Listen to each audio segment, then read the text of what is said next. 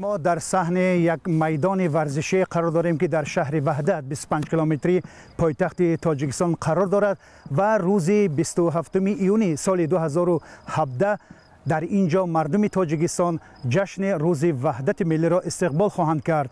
امروز پرزیدنت تاجیکستان با یک فرمان خود روز وحدت ملی یعنی جشن روز وحدت ملی را در شهر وحدت تعیین نمود.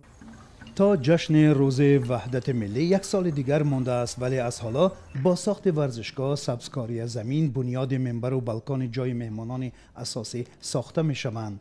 سرمهندس این ساختمان نماینده شرکت ساختمانی اولیاخوجه جنید رسولوف برای آزادی گفت برای پره به انجام رسانیدن این میدان از جانب حکومت 45 میلیون سوم جدا شده است. وی گفت مهندسان کوشش میکنند که میدان را 2 ماه قبل از روز وحدت ملی مورد بهره برداری قرار دهند. با حساب بنا 70-60% اوجه تور کردیم و موافق پروتکل جناب والی حرکت میکنیم که در چسل 26 در روز جشن این ابیکت کلانترینی در جمهوری بوده رو به استفاده دهیم. این ورزشگاه برای 25,000 جای نشست است. جای نشست 25,000 آدم ساخته می شود. سالهای ناآرامی این ناحیه با نام کافرنیان معلوم بود و از صحنه‌های درگیری شدید میان نیروهای سابق اپوزیسیون تاجیک و حکومت قرار داشت و در نتیجه صلح تاجیکان که بعد از امضای آن در تاریخ 27 ایون سال 1997 برخی از فرماندهان اپوزیسیون این سند سازشنامه را اعتراف کردند و وارد ساختارهای نظامی حکومت تاجیکستان شدند. اما برخی از آنهایی که این سند را اعتراف نکردند در نتیجه عملیات یکجایی نیروهای حکومت و اپوزیسیون آنها از بین برده شدند.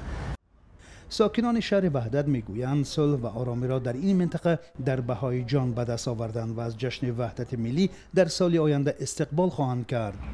راننده بودم در همین وقتی تا 98 ما کار کردم.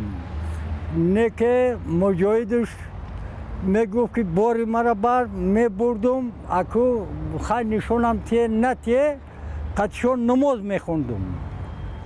ایش می بردک قدشون عرق می خوندم. مرا همه یک شرط نه ایزدگی نه وایزدگی دادری همه وخیو دا دادری جنگ موندم. اوس بورا بردم وخیو اوس آمدن ایسو حکومتی رفت اوس مجاهد آمدن. ما دادری جنگ موندم همونجا ساق سلامت برآمدم. انا صلح و وحدت شد، حالی همه تنجی شد. همه تنجی شد، آرامی شد. ما همینا شکرانه میکنیم. تجلیل سالگرد صحنه‌های تاریخی در تاجیکستان در شکل نمایشنامه‌های مجلل تئاتری با اشتراک هزارها نفر سنت نوی است که سالهای اخیر رشد کرده است. حدوداً 2 هفته تاجیکستان 25 سالگی استقلالیت کشور را با اشتراک دست کم 50,000 نفر جشن گرفت. شهروندان کشور که اکثرشان از نبود جای کار شکایت می کنند از خرج زیاد در این جشنها پشتیبانی نمی کنند.